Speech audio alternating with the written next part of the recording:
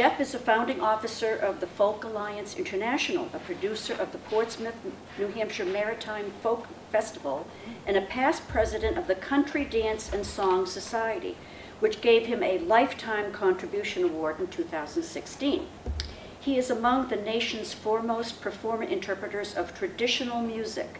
His songs from the lumber camps, fishing villages, and mountaintops of America connect 21st century audiences with the everyday lives and artistry of 19th century Americans.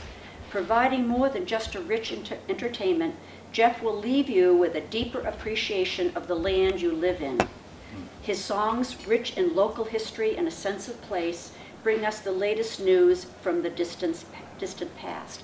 And we again thank the New Hampshire Humanities Council for co-sponsoring this with the library and funding it. So, Jeff, take it away. Norma, thank you.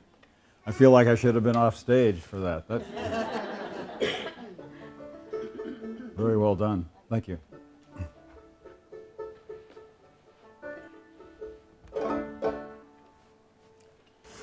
Reminded I was at a dinner for New Hampshire Humanities once, and some major speaker was there for the evening, and he got introduced. He just looked at it and says, "That's the kind of introduction that my father would have liked and my mother would have believed." Good line. I'll have to remember that. True. I am Jeff Warner, and I love old songs, and here to prove it in the next hour.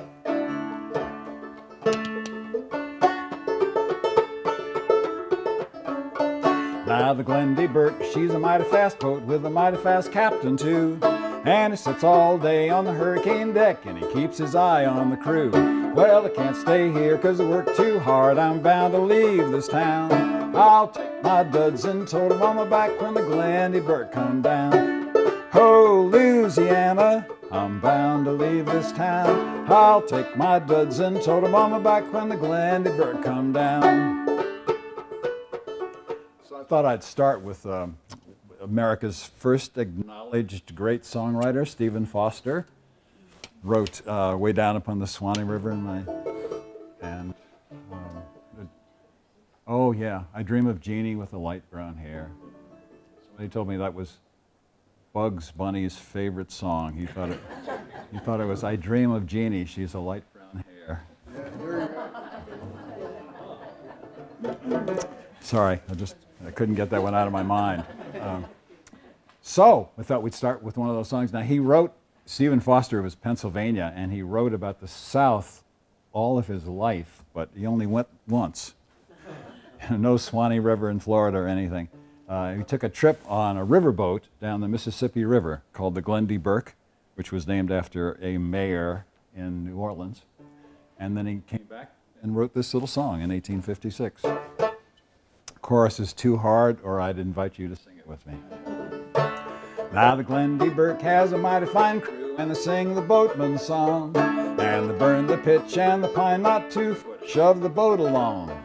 Well, the smoke goes up and the engine roar, and the wheel go round and round. So fare thee well, I'll take a little trip when the Glendy Burke come down. Ho, Louisiana, I'm bound to leave this town. I'll take my duds and tote 'em on my back when the Glendy Burke come down.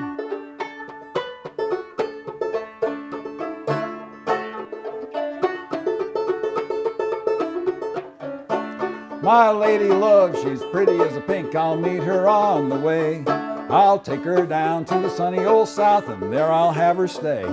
So don't you fret, my pretty little miss, and don't you fret, Miss Brown. I'll take her there for the middle of the week and roll the cotton down. And it's ho, Louisiana, I'm bound to leave this town. I'll take my duds and tote 'em on my back when the Glendy Burke come down. I work all day in the wind and storm, and I work all night in the rain, until I find myself on the dock in New Orleans again. They make me work in the hayfields here, they hit my head with a flail. I'm going where they work with the sugar and the cane and roll the cotton bale. And it's ho, Louisiana, I'm bound to leave this town. I'll take my duds and tote 'em on my back when the Glendy Burke come down.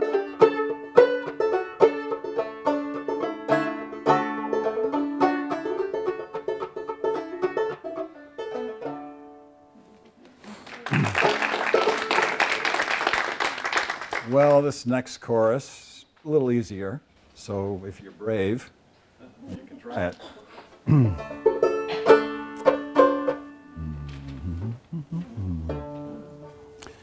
Just says, hard times in the country down on Penny's farm. So this was an early country music record, like in the 1920s, out of Tennessee, I believe. And it was, nobody knows who wrote it originally or how old it really was, but it was a sharecropper's story. This guy didn't have enough money to own his own land. So he went to work for a Mr. Penny, who promised him a good salary, but apparently didn't pay him. Promised him part of the crop that he grew, but apparently didn't give it to him. So the poor guy went back to his shack and he wrote this little song, which became kind of a little country hit way back a long time ago. And it's both funny and sad at the same time. And it just says, hard times in the country down on Penny's farm, which sounds like, hard times in the country down on Penny's farm. I can turn around so you don't, I don't, no. If you want to help me, there'll be times today for you to help these. These are folk songs after all, so they're people's music.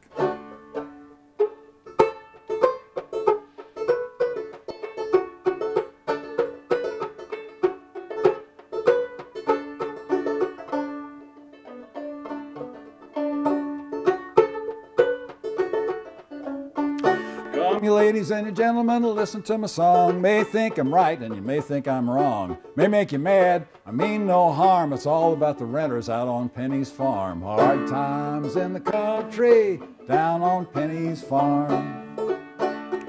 Hasn't George Penny got a flattering mouth? Move you to the country in a little log house. Ain't got no winks work with the bricks in the walls. He'll work you in the summer, but he'll rob you in the fall. Times in the country down on Penny's farm. You ride in the field and you work all day, late into night, but you get no pay. I promise you some meat or a little piece of lard. It's hard to be a renter out on Penny's farm. Hard times in the country down on Penny's farm. George Penny's. Here's George Penny, he's a-coming into town with a wagon load of peaches, not one of them sound. Gotta get some money or somebody's check. You pay him for a bushel, but you don't get a peck. Hard times in the country, down on Penny's farm. George Penny's renters, they're a-coming into town with their hands in their pockets and their head hanging down. Go to the merchant and the merchant, he'll say, your mortgage is due and I want to get my pay. Hard times in the country, down on Penny's farm. You reach in your pocket with a trembling hand. I can't pay all, but I pay what I can. Merchant to the telephone, and then he makes a call. I'll put you on the chain gang, you don't pay at all. Hard times in the country, down on Penny's farm. Come, you ladies and you gentlemen, listen to my song. May think I'm right, you may think I'm wrong. May make you mad, I mean no harm. It's all about the renters out on Penny's farm. Hard times in the country, down on Penny's farm. Good, nice done. Well, the title of this program is Banjos, Bones, and Ballads, mostly because that's alliterative and cute. But it's just kind of an overview of some songs that I love that come out of American tradition. The ballads part, banjo we're getting, and the ballad part, a ballad has come to mean a slow love song, but really they are old, old story songs. Any song that's in a story form was a ballad.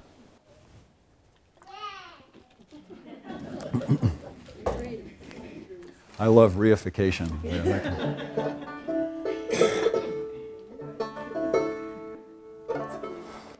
So this one, probably one that you know. It's about the frog that married the mouse, the Froggy Went A-Courtin' song.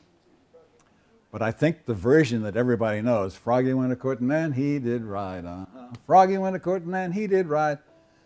I think it was solidified because Burl Ives recorded it in the 40s or something, and it got to be the standard in American culture. But apparently there were lots of ways to sing that song. This version that I have came from the Appalachian Mountains, collected in the 1950s by an English folklorist, as a matter of fact. But you know, the more I read about the background of this story, the more I have to believe that it's deep and that the mouse is actually Queen Elizabeth I, and the frog was some French suitor who was trying to win her hand and failed. And this kind of cartoon song came to be. So many ways to do the song. I think this is what's so great about folk songs is they say what the scholars call continuity and variation. There's enough continuity in a song as it goes down the generations so you can tell it was the same, but so much variation because it was passed on by word of mouth. And so that variety is quite beautiful and very human. So if you ever heard Froggy went a-courtin' and he did ride, you'll think this is strange. Another way from the southern mountains.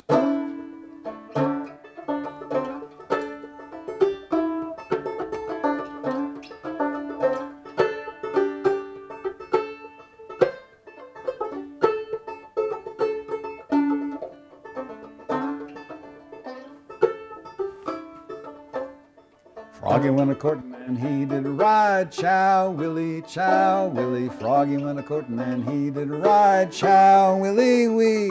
Froggy went a-courtin' and he did ride with a sword and a pistol by his side. Come a ring tum tiddle, come a ring tum tee, chow willy wee. Rode up to Miss Mousie's door, chow willy, rode up to Miss Mousie's door, chow willy wee. Rode up to Miss Mousie's door and he made it rattle and he made it roar. A ring tum tiddle, come a ring tum tee, chow willy down. Miss Mousie come down and let him in. Chow willy, Mousie come down and let him in. Chow willy wee, Miss Mousie come down and let him in, and the way they courted it was a sin. Come a ring tum tiddle, come a ring tum tee, chow willy wee. Took Miss Mousie on his knee, chow willy. Took Miss Mousie on his knee, chow willy wee. Took Miss Mousie on his knee, said, Miss Mousie, will you marry me? Ring tum tiddle, come a ring tum tee, chow willy wee. Not without my Uncle Rat's consent, chow willy chow. Not without my Uncle Rat's consent, chow willy wee. Not without my Uncle Rat's consent would I marry the president. Come a ring tum tiddle, come a ring tum tee, chow willy wee. And she's not real sure about it at all. She says, where will the wedding supper be? Chow willy, where will the wedding supper be? Chow willy wee. Where will the wedding supper be? Down in the hollow of an old oak tree. Come a ring tum tiddle, come a ring tum tee, chow willy wee. And how shall we make the wedding gown? Chow willy, how shall we make the wedding gown? Chow willy wee. How shall we make the wedding gown? Piece of a hide of an old white hound. Come a ring tum tiddle, come a ring tum tee, chow willy wee.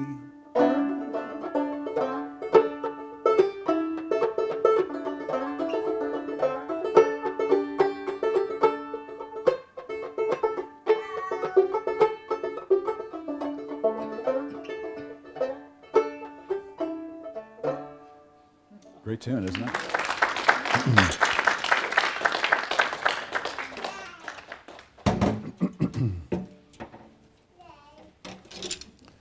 Okay, we'll get through the bones part now.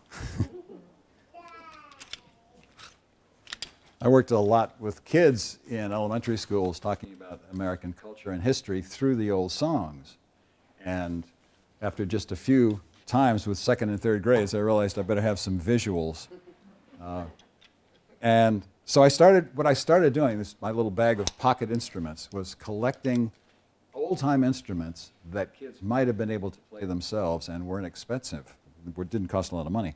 So I found this. These were made for me by a guy in South Carolina, and they are cow femur bone, which is a giant, giant bone. So he shaved off a part and had that nice curve in them, and he taught me how to play. He said you put one bone in the hand and you hold it tightly, but the other bone in goes loose. And then you turn your hand over to try to make that sound. You go in two directions. Then you speed that up. Once you get an even sound like that, about 8 weeks, once you get an even sound like that, you can stop the moving bone to syncopate it. That's what they call playing the bones. So it's really like castanets. I think the musicologists call them idiophones, things that hit together. So what shall we do? I think go back into maybe a song you've heard before. What I want to do here. Yeah. Old Aunt Tucker, right? I think I learned that in elementary school a long time ago. It says, Old Aunt Tucker, come to town, riding of a billy goat, leading of a hound, and the hound dog bark, and the billy goat jump, and it throwed Aunt Tucker straddle of a stump. Get out of the way, old Aunt Tucker, get out of the way, old Aunt Tucker, get out of the way, old Aunt Tucker, you're too late to get your supper. I come down the New Cut Road and I spied the groundhog and the toad. Every time that toad would sing, groundhog cut the pigeon wing. Get out of the way, old Aunt Tucker, get out of the way, old Aunt Tucker, get out of the way, old Aunt Tucker, you're too late to get your supper. Old Aunt Tucker, he got drunk, fell in the fire and he kicked out a chunk and a red hot coal got in his shoe. My good gracious, how the ashes flew. Get out of the way, old Aunt Tucker, get out of the way, old Aunt Tucker, get out of the way, old Aunt Tucker, you're too late to get your supper. How can you avoid singing that? I don't know. Let's try another verse. This is the one probably everybody knows. It says, Old Aunt Tucker was a good old man, washed his face in a frying pan, combed his hair with a wagon wheel, and died with a toothache in his heel. Get out of the way, old Aunt Tucker, get out of the way, old Aunt Tucker, get out of the way, old Aunt Tucker, you're too late to get your supper. Great, lovely.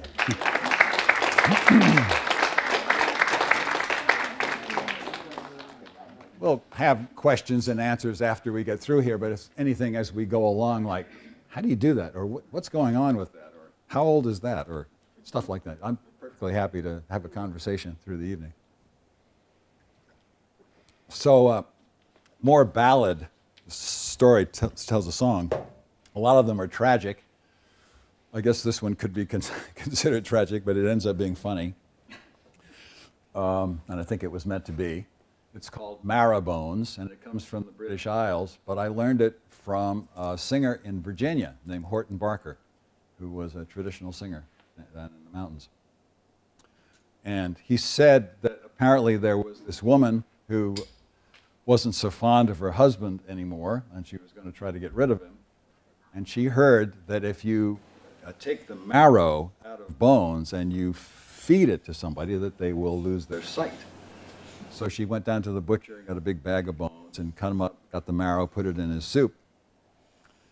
And one day he came down the stairs and says, I can't see anymore and I don't want to live if I can't see, so I'm going to drown myself in the river. Would you show me the way? And she said she'd be happy to do that. So she puts his heaviest coat on him and takes him down to the river. And he says, you know what? I can't even see where the water is. You're going to have to push me in. And it says in the song that she took a step or two back to get a rolling spring to push him in. And we'll see what happens. Horton Barker's version of Marrowbones, or There Was an Old Woman. And the chorus is a little weird, so you're off the hook. Don't worry about it. There was a woman in our town did dwell. She loved her husband dearly, but another man twice as well. Sing tooty-um, a whackful all the day. She went down to the butcher shop to see what she could find, to see if she could find something to make her old man blind. Sing tooty-um, a whackful all the day. She got 12 dozen marrowbones, she made him suck them all. Said he, old woman, I am so blind, I can't see you at all. Sing tooty-um, a whackful all the day. He said, I'd go and drown myself if only I could see. Said she, my dear old husband, I'll go and show you the way. Sing tooty-um, a whackful wakeful all the day. She bundled him up in his old gray coat. She took him to the brim. Said, "He, old woman, I am so blind, you'll have to push me in. Sing tooty-um, a wakeful all the day." The old woman took a step or two back to take a roll in spring. The old man stepped a little aside and she went tumbling in. Sing tooty-um, a wakeful all the day. She bubbled and gurgled and squalled out as loud as she could bawl. Said, "He, old woman, I am so blind I can't see you at all. Sing tooty-um, a wakeful all the day." Well, the old man, being kind-hearted for fear she could not swim, he went and got a very long pole and pushed her farther in. Sing tooty-um, a wakeful all the day. There was a woman in our town did dwell. She loved her husband dearly, but another man twice as well. Sing tooty-um, a wakeful all the day. Marrowbones.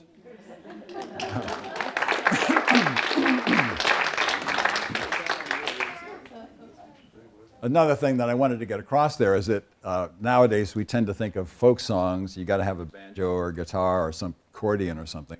But most songs down through history were just sung. You know, singing to your cow behind the plow, or your horse, or in the wagons, or to your baby when you're rocking them to sleep. Even sitting on the porches, people were just singing story songs and singing stories without having to have an instrument. So I wanted to get that across. I come into this being born into an interest in old-time music. My mother was from Missouri, my father from North Carolina, but they met in New York, so I'm a New York City kid. But they had, besides their day jobs, they had this growing interest in old-time American music and songs that might still have been passed by oral tradition in parts of the eastern United States that didn't have electricity yet. It's back in the 30s and 40s. And so they set out. They saw somebody brought a dulcimer. Are you familiar with a dulcimer? Mountain dulcimer. It lies on your lap and was only found in America in the Appalachian Mountains. People thought it must be ancient Scottish or ancient English. Turns out to be German, but and the reason it took me decades to figure out why, because when the Scots-Irish left Northern Ireland and the Scottish came to America, the closest port of entry for them was Philadelphia. And they went through Philadelphia in the 1700s, which was all German. So they picked up all kinds of German culture in their trek over generations westward and south along the Appalachian Mountains. My parents saw a dulcimer, and my father said, "Where did this come from?" They said, "From Beech Mountain in western North Carolina on the Tennessee border." And my father wrote to the old country man, Nathan Hicks, who made it, and said, "Would you make me one?" And he said he would. And my father sent him the money, and when it was ready, instead of waiting for it to come in the mail, my parents borrowed a car and drove the 800 miles down from New York through the southern mountains to Boone, which is the closest city, and then up into the mountains to meet this man. This is a picture of the family, which I'll show you. What you're looking at is 1938. A man named Nathan Hicks and his wife, Rena, and Nell is the kid. She's the youngest of the 13 children that they had. And they were living in that house that was built by his grandfather.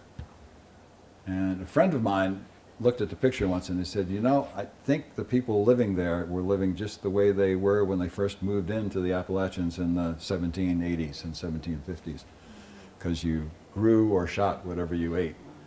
And my parents were absolutely knocked out by the culture.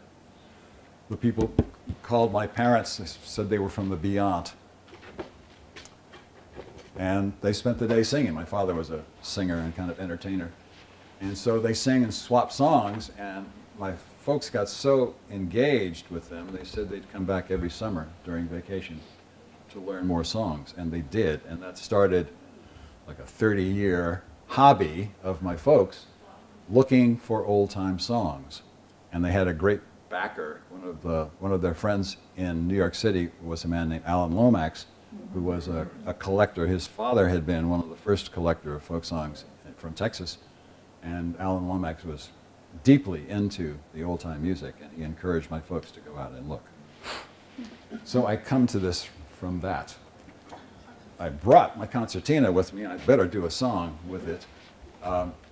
This is an English concertina. It's in the accordion family. And each of these little reeds has, each of these little buttons has 2 reeds, in and out. It's associated with sailors, but mostly what they played was an Irish version of this, which was a different note in and out. But still, I'm going to do a sea song, because it's so great to do along with old-time sailor songs. Wish I had time to teach you the chorus, but it's too long. It says, strike the bell, second mate, let us go below. Look well to windward, you can see it's going to blow. Look at the glass, you can see that it is fell. We wish that you would hurry up and strike the bell. So what's going on in that chorus, right? At sea, before wristwatches and stuff, you tell time with bells.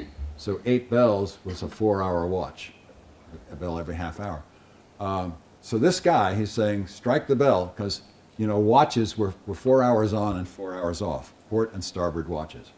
And this guy is saying, I think we're going to have to work because I can see the storm is coming. I'd rather have the next crew do the hard labor rather than us. I'd like to get to my bunk. Strike the bell, second mate, let us go below. Look well to windward, you can see it's going to blow. Look at the glass, the barometer. You can see that it is fell. We wish that you would hurry up and strike the bell. Lovely tune and a great sentiment. It comes from a religious song that was written by Henry Clay Work in the Midwest right at the end of the Civil War, celebrating the victory of the North. So Strike the Bell Watchman was to celebrate the victory, but sailors picked it up, used it, as they would.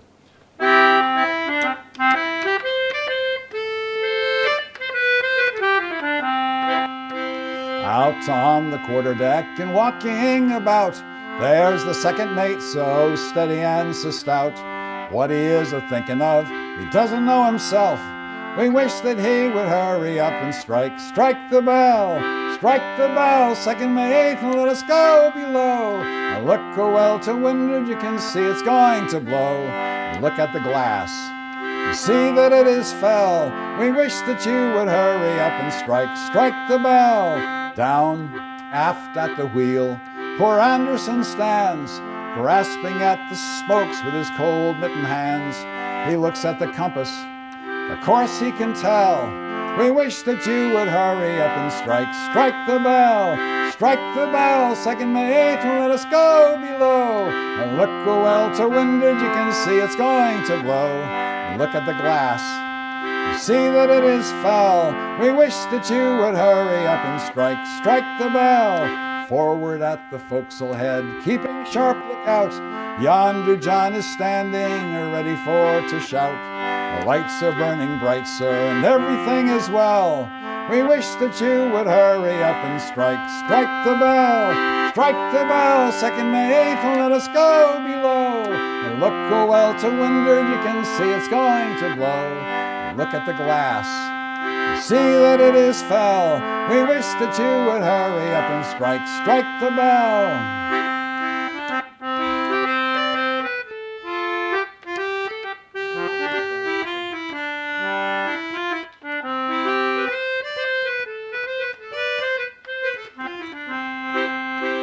Aft on the poop deck, the gallant captain stands, looking out to sea with a spyglass in his hands. What he is a-thinking of we know very well. He's thinking more of shortening sail than striking the bell. Strike the bell, second mate, and let us go below. And look well to windward, you can see it's going to blow. Look at the glass, see that it is foul. We wish that you would hurry up and strike the bell. Good song.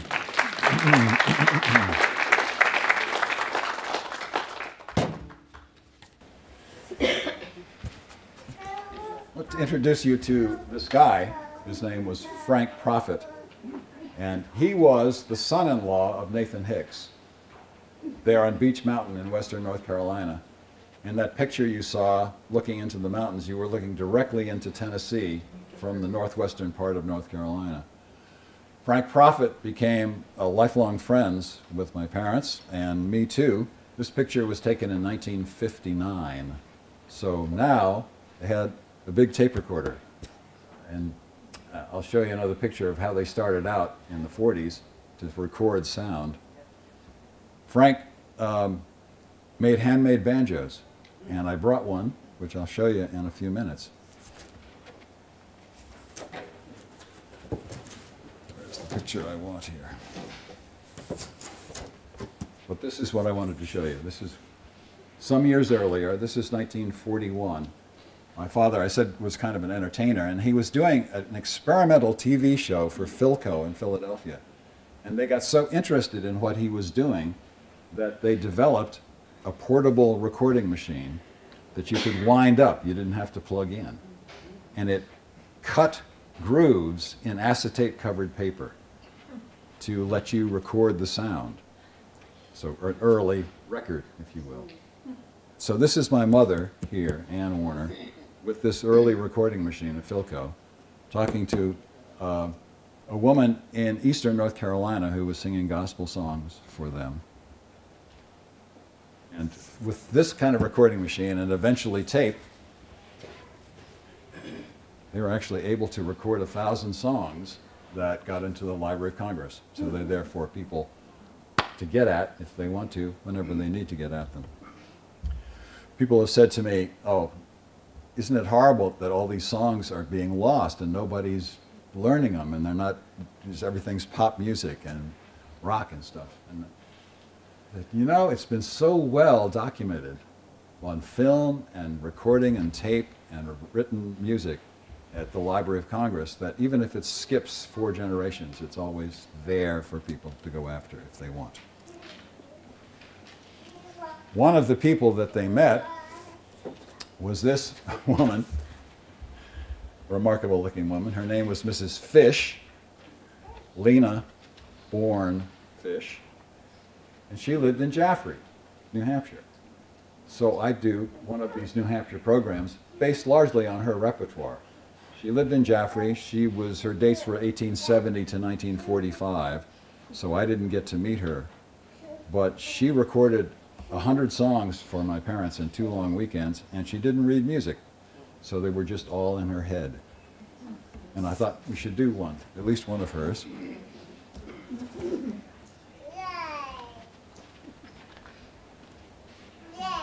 It was one of the few mistakes that my father made in taking photographs. He really did a great job in all the photographs that he took without any training. But I thought, for a long time, I thought that she was a crazy woman with a Napoleon hat, rather than just the mistake of putting her in front of the fan window. But you know how kids are.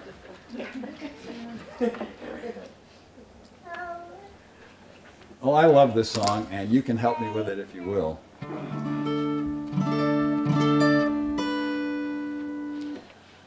Probably from Ireland, although it may have started in England and gone through Ireland. And it's about a tinker, a jolly tinker. Now, the tinkers in England and Europe and Ireland have gypsy connotation. But here, they're not traveling folk necessarily, except they travel for a living. And this would be 18th century and 19th century, somebody who wandered from town to town to fix things and sell you things you couldn't buy. And because he traveled and you didn't, he was a romantic character. So ergo the romantic song. And probably an Irish refrain that just says, Turralati, turralati, turralati, hi-ro. And it sounds like, Turralati, turralati, turralati, hi-ro. So if you get courageous, you can help me with it. From Lena Bourne Fish in Jaffrey, New Hampshire, recorded in 1941. I am a jolly tinker that goes from town to town. I'll mend your pots and kettles if you'll only bring 'em round. Toor-a-laddie, toor-a-laddie, toor-a-laddie, high road.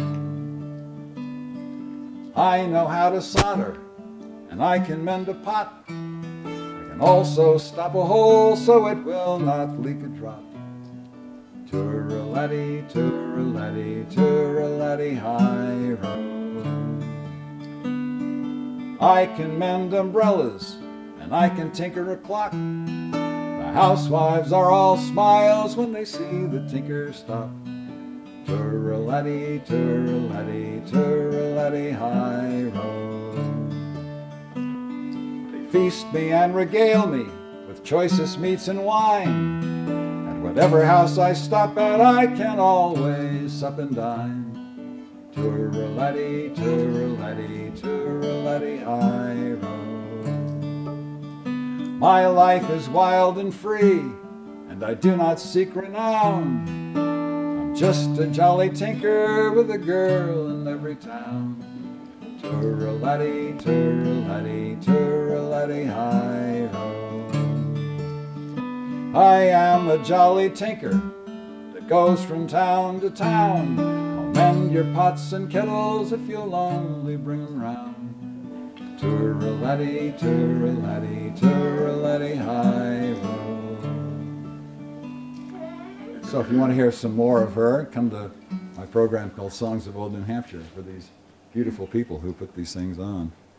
We love New Hampshire humanities. There's something like 70 of us, who are crazed on some subject and just wander around the state talking about them. It's just an amazing thing. Right, what am I going to do here?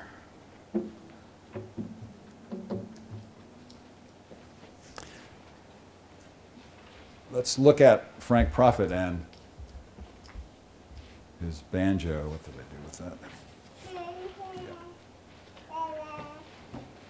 Once again, this is the banjo that he made. His father taught him how to cut down a cherry tree and shoot a groundhog and have it for dinner, and then use the skin for the banjo head. I got to meet Frank. He made me this banjo my senior year in college, just before he died. And he said they only had two ways of making strings. One was to put beeswax on twine, couldn't have had any volume, or use intestines of animals. So that's the way I got it, and I put metal strings on it as soon as I could, so get a little volume out of it. But here it is. This is a beautiful artifact. We think he used, if you come take a look at it after we get through, you'll see some metal inside here. We think he cut it off of his stovepipe just to keep the head taut in there, because banjo heads absorb moisture because they're animal skin, and you have to keep them tight. My father always used to take his banjo and put it down by the fireplace to get it nice and taut before he did a concert. The banjo. Oh my God, we've got another hour here. The banjo is such an American story. I think when I was a kid, it was still believed that the banjo was invented in America. But we now know that it's West African. Not that there's an exact replica of what it is, but there's so many instruments that were like it. And the people brought to this country, over 1 million slaves brought to the West, they didn't come from the same countries. They all had different languages. They had to evolve their own culture here. And several instruments did evolve that were like banjo. But what makes a banjo is the skin head and the little drone string that you never fret, but it's higher and kept higher. And that's you see in all kinds of places in West Africa. So over the hundreds of years that black folks were playing the banjo happily, it evolved. And some were 3 strings and some were 4. And then the couple of white guys got very interested in black people playing banjo. Dan Emmett from Ohio was working with black folks on the river, and he learned how to play the banjo. And he brought it to New York with a band in 1843 and started playing songs that he had learned from black people. And people went wild for it. It was beautiful. Of course, it evolved into minstrelsy, which we loathe because it made fun of black people. But the other side of it was that it was the first time that black and white culture were merged in America. And it was the beginning of American pop music, which became a world music. So, I don't know if you're familiar with Rihanna Giddens. She's a black woman who didn't care that this old minstrel song stuff was making fun of black folks. She said, you know, that's good music. So she had a band called the Carolina Chocolate Drops who played this old-time minstrel music and played it for what it was worth and did a great job. And she said she's never worried about doing the music because she said she keeps remembering 1 + 1 makes 100 million. That is, the black and the white can join together, created our music that we love. So including music like this coming out. I'll do something from Frank, shall I?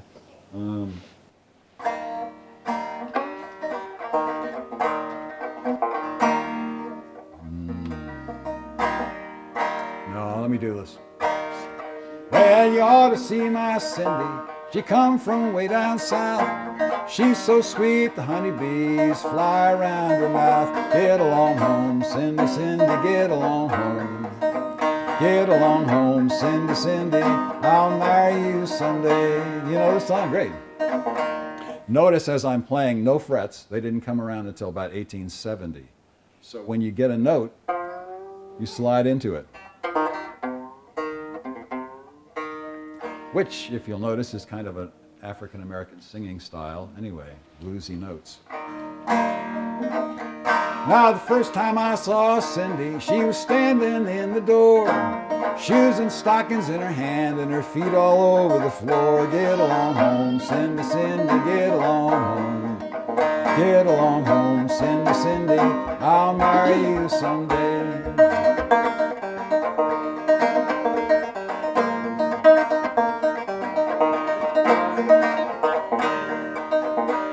I wish I had a needle, fine as I could sew that gal to my coattail and down the road we'd go. Get along home, Cindy, Cindy, get along home. Get along home, Cindy, Cindy, I'll marry you someday. She took me in her parlor, she cooled me with her fan, said I was the prettiest sight in the shape of mortal man. Get along home, Cindy, Cindy, get along home. Get along home, Cindy, Cindy, I'll marry you someday.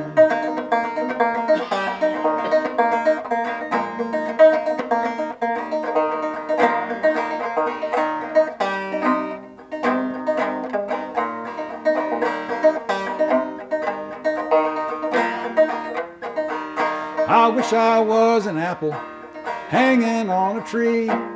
Every time that pretty girl passed, she'd take a bite of me. Get along home, Cindy, Cindy, get along home. Get along home, Cindy, Cindy, I'll marry you someday. Massively deep topic. Any questions?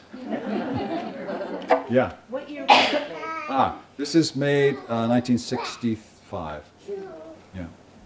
And he lived from 1913 to 1965, so died young. But I'll tell you, he left his mark, not only with the banjos that he made. When my father met him that first trip down in 1938, in the summer of 38, Frank Prophet had come over. He was the son-in-law of Nathan Hicks. He'd come over the mountain to see what was going on and who these people were from the beyond, and swapped songs with my father. And he sang 3 songs. One was an old ballad, which is too sexist now to sing. One was about the local liquor that they made in the area. And the third song was about a real murder that had happened in the 1860s in western North Carolina then, where a man came back from the Confederacy and he got himself more than a couple of girlfriends and handled it badly and killed one of them and was hanged for that, and his name was Tom Dooley. And my father said, wow, what a song. and took it back and sang it for Alan Lomax, who said, "Wow, what a song." And he put it in the 1947 book, Folk Songs USA. And it went all around the country, and a band who entertained in colleges in San Francisco got a hold of it and recorded and sold 3 million copies of it in the Kingston Trio. So it had started in this little place down there in North Carolina. At least Frank Prophet got enough from that song to build a new house down there in western North Carolina, so that was good. Amazing story. Do you remember that song? Yeah. Hang down your head, Tom Dooley, hang down your head and cry. Hang down your head, Tom Dooley, poor boy, you're bound to die. Took her life, met her on the mountain, stabbed her with my knife. Hang down your head, Tom Dooley, hang. Yep. It was not too far away from here. I think it was like Warner, actually, Warner, New Hampshire. And I was doing a program with the Humanities Society, and mostly, you know, aged folks like us were here. But they had one high school class that had been required to go. Right? And they were great. They sat and answered questions and talked to me, and it was wonderful. But when I talked about Tom Dooley, all of a sudden the entire group of people started singing it, and they were knocked out. Where is that from? What is it? Strange animal, cultural moment that happened. Yeah, I'll show you this. This is fun. Another program I do for humanities is based upon logging songs that came out of the guys that cut down trees for a living.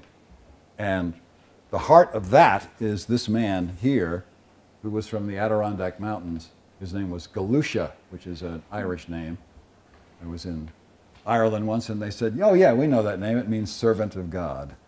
So John Galutia lived in Minerva, New York, and the picture you see here is him sitting by his house, and the optical illusion of a giant well, but that's all it is a well that's there. And he's sitting with his dog Flash, and me when I was 3, because I put a crimp in their style of song collecting when I got born, but eventually they just threw me in the back of the car and took me with them. So I can tell when I'm talking to kids in schools, I can say, here I am sitting next to a man who was born before Abraham Lincoln was president. 1859 to 1950, I think he was his long, long time, as a logger in the Adirondacks and then a big game guide. And he sang many great songs. But what I want to do right now, it's a little difficult. You may have to move a little bit. This is a dancing toy. I guess I saw it when I was in the Southern Mountains with my family. It does a dance, a clog dance. And so I just assumed it was Southern, but when I went to Mystic Seaport in Connecticut, the museum, there was one there. And when I went to Sturbridge Village, they had one too, 1840s, 50s. And I get a chance to sing in the UK quite a bit. They're all over the place. So we don't know where they started, whether they got popularized during American minstrelsy because of the dancing. I don't know. I have no idea. Nobody knows where they started. And there's not much of history written about them, but we know they're old. So he does a little dance, and I brought the board here so you can see him dance. The trouble is I can't really get high enough to do it. So if you have to move, I would understand, and some people might even want to come sit right down in front here. I'm going to sing him a little song so he has something by which to dance. And let him strut his stuff. I think one of his favorite songs, I think because it has some rude verses in it, one of his favorite songs is an old-time minstrel song called Lovely Fan, a girl's name. But it comes down to us as Buffalo Gals, Won't You Come Out Tonight and Dance by the Light of the Moon. So I'll sing that for him and get him to do some dance steps. If you need to move, you'll understand. I could move to a different place, I would, but I... Buffalo gals, won't you come out tonight, come out tonight, come out tonight. Buffalo gals, won't you come out tonight and dance by the light of the moon. As I was walking down the street, down the street, down the street, pretty little girl I chanced to meet, and she was fair to see. Buffalo, sometimes he gets arthritis. You okay? All right. Buffalo gals, won't you come out tonight, come out tonight, come out tonight. Buffalo gals, won't you come out tonight and dance by the light of the moon. I'd like to make that gal my wife, gal my wife, gal my wife. We'd be happy all our lives if she were by my side. Buffalo gals, won't you come out tonight, come out tonight, come out tonight. Buffalo gals, won't you come out tonight and dance by the light of the moon. I got a gal, she's long and tall, sleeps in the kitchen with her feet in the hall. She's good looking and that's not all. Tell me, won't you come out tonight? Buffalo gals, won't you come out tonight? Come out tonight, come out tonight. Buffalo gals, won't you come out tonight and dance by the light of the moon? I got a gal, got freckles on her face, freckles on her face, freckles on her face. Asked her where she got them, she said every place. Tell me, won't you come out tonight? Buffalo gals, won't you come out tonight, come out tonight, come out tonight. Buffalo gals, won't you come out tonight and dance by the light of the moon. Buffalo gals, won't you come out tonight, come out tonight, come out tonight. Buffalo gals, won't you come out tonight and dance by the light of the moon. I'd like to make that gal my wife, gal my wife, gal my wife. We'd be happy all our lives if she were by my side. What he loves is when an audience sings to him. So if you wouldn't mind singing that Buffalo Gals for him, he'd be forever grateful. 1, 2, 3, hit it. Buffalo gals, won't you come out tonight, come out tonight, come out tonight. Buffalo gals, won't you come out tonight and dance, do it again. Buffalo gals, won't you come out tonight, come out tonight, come out tonight. Buffalo gals, won't you come out tonight and dance by the light of the moon. You know, this little thing is so amazing. You can go out into a field with nobody around you and start playing it, and it'll be surrounded by kids. In no time at all. It's just amazing. So if you want to get one for yourself, we call them limberjacks in America. I don't know how that stuck. The English, the Irish call them jig dolls. Much more reasonable. But that's what we call them, and you can still find them around. So come take a look at it later on if you want to, because it's really sweet. Is it made out of a certain kind of wood? No, this guy is a cherry. They'll make them cheaply usually, but I put these guys through such vigor that they were breaking regularly. So I had one commissioned out of cherry, so it would be hard. And this is a birch laminate, I believe, here.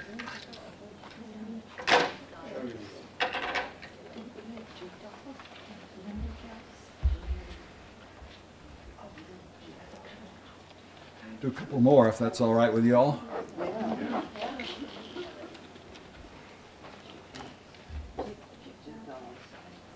No, I've got to do actually 3. Okay, so you'll be a little late for dinner. Because it's really right in the ballad story. I said one thing that makes folk songs so great is continuity and variation, where you know it's the same, but it's so different because it's passed by oral tradition. John Galutia, remember the old logger guy? Right here. One of the songs that he sang for my parents was what the experts say seems to be the oldest ballad story song written in America that survived in oral tradition. And it's about a kid in western Massachusetts who got bitten by a rattlesnake in the 1700s and died. And the song that came from that, I won't do the whole thing, but John Galutia sang, "On Springfield Mountain there did dwell a likely youth I knowed full well. Lieutenant Cushman's his only son, a likely youth scarce 21. He scarce had mowed quite around the field when a cruel serpent took his heel.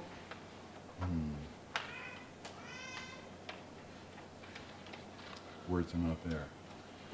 One Monday's morning he did go into the meadow for to mow. He scarce had mowed quite around the field when a cruel serpent took his heel. That's what it was. So the song goes on and tells this tragedy of the guy who lost his life doing his job. But you notice there aren't a lot of poisonous snakes now in Massachusetts or New Hampshire. At least I don't think so. And so people were no longer afraid. And they began to make fun of that song. And it became a song called Springfield Mountain, which is really Wilbraham, Massachusetts now, but it was Springfield Mountain.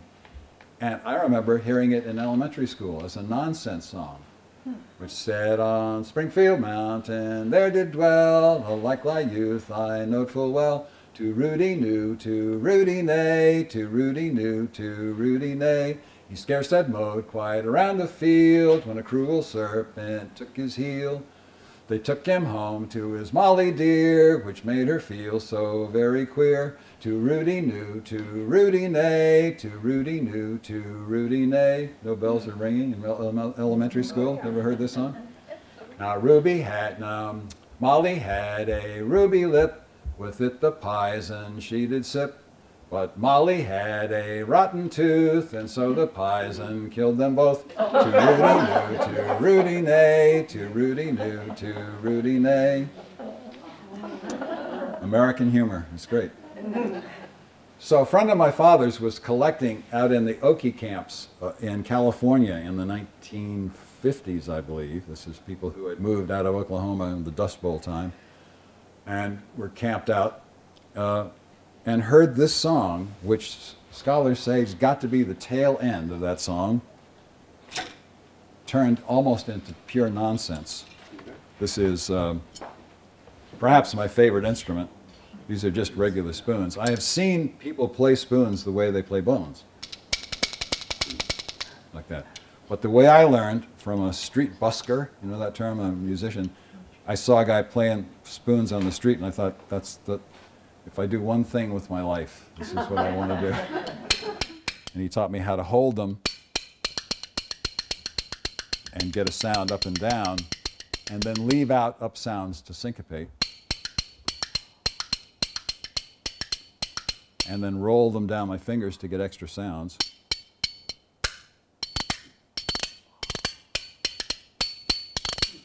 You can stick your fingers in underneath to get extra sounds.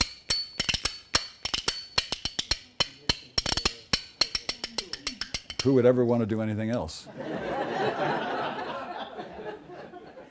So anyway, back to what happened to the Springfield Mountain tragedy. I went down to the mowing field, hoo-rah, too-rah, fod-a-linky-da-do. Well, I went down to the mowing field, fod. That's F-O-D, and it doesn't mean anything. I went down to the mowing field, a big black snake took me by the heel, too-rally-day. I fell down upon the ground, hoo-rah, too-rah, fod-a-linky-da-do. Well, I fell down upon the ground, fod. I fell down upon the ground and I closed my eyes and I looked all around, too-rally-day. A woodchuck grinned the banjo song, hoo-rah, too-rah, fod-a-linky-da-do. Woodchuck grinned the banjo song, fod. Woodchuck grinned the banjo song, along came a skunk with his britches on, too-rally-day.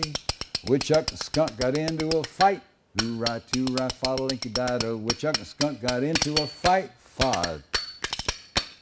Woodchuck and skunk got into a fight and the fumes so high they put out the light, too-rally-day.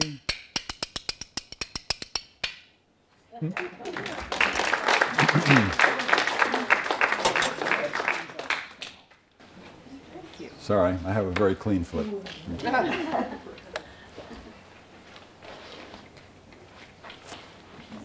let's do a little bit of this.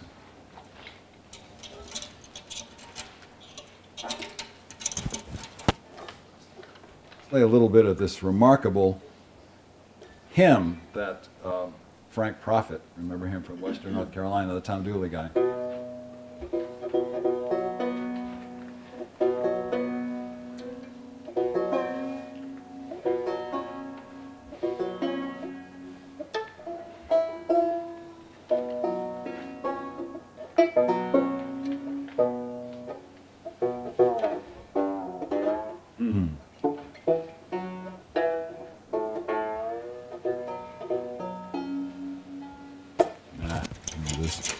I'm going to do another hymn. If you'll sing this with me. Okay. As I said, I did a lot of work in schools teaching American culture through traditional song. And I heard about the Ohio Arts Council Arts and Education Program. They were superb. And I went out there one day and auditioned and got into their program. And the first residency I did in Ohio was in a town called Charm, which was in the eastern part of the state. And I found myself in the largest Amish community in America. Shipshewana. No, that's Indiana. A lot in Indiana too, but this was in eastern central Ohio. I was just knocked out, and they were great. And half the kids in the schools were, I mean, the real strict ones didn't go to elementary school, but most of the kids did, and they were wonderful to work with. I had a great time. And I didn't even know that they had music at all. I guess some of them did, or that they played instruments. I guess some of them did. And I met Mary and Emma Yoder there in the 80s, in the middle 80s. And they taught me this hymn that they had a song called Beautiful Life. And it's so great that I'd like for you to sing it with me.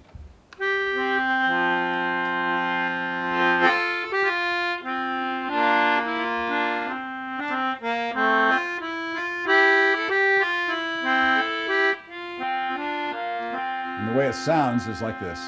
Life's evening sun is sinking low.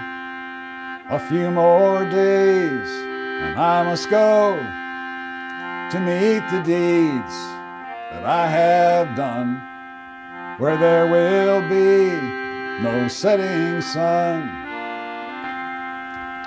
For years I did this like they did in the old churches, especially in New England, where people didn't have books or maybe read, and they would have a lining out, which is where the preacher would give you the words just before you sang them.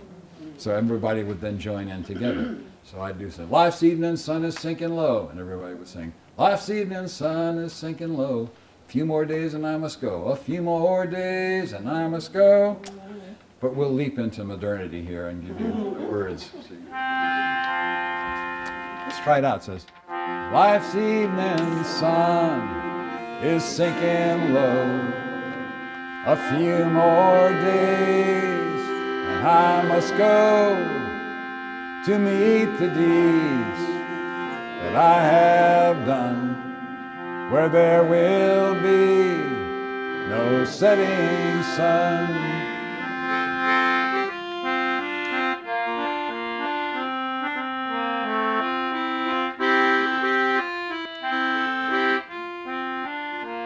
Each day I'll do some noble deed, but in those who are in need, my life on earth is but a span. So I will do the best I can. Life's evening sun, life's evening sun is sinking low.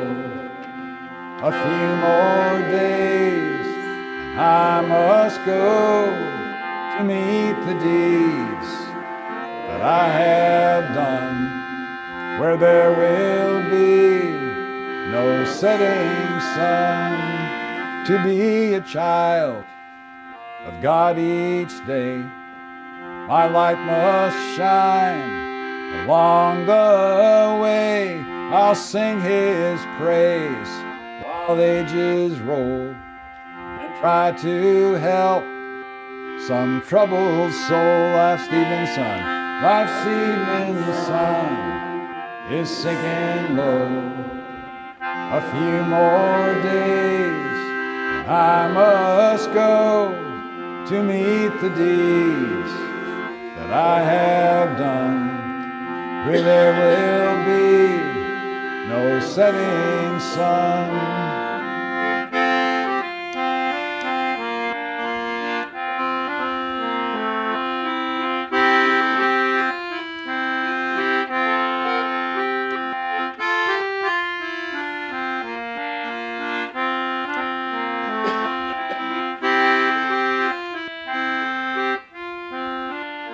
while traveling down life's weary road. I'll try to lift some traveler's load. I'll try to turn his night to day, make flowers bloom along the way. Life's evening sun is sinking low. A few more days and I must go to leave the deeds that I have done, where there will be no setting sun. The only life that can endure is one that's kind and good and pure. And so for God I'll take my stand and try to lend a helping hand. Last time life's evening sun is sinking low. A few more days and I must go to meet the deeds that I have done, where there will be no setting sun.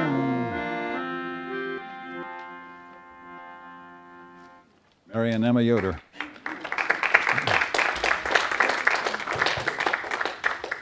Well, that's a little overview of some of this old-time music and how I came into it.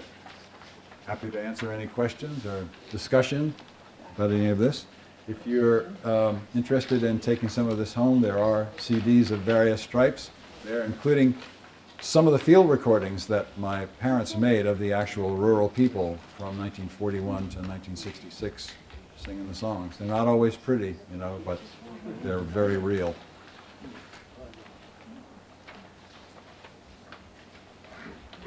Or was I so thorough that there are no questions? That's always a good sign.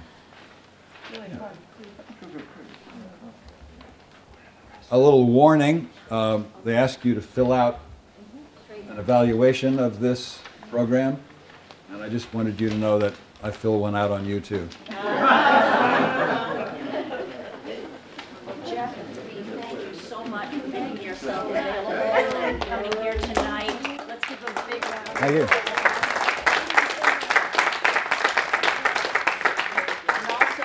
Wolfeboro Community Television being here this evening. Thank you so much for coming. Again, the evaluation forms. Please feel free to come over here. Any questions for Jeff?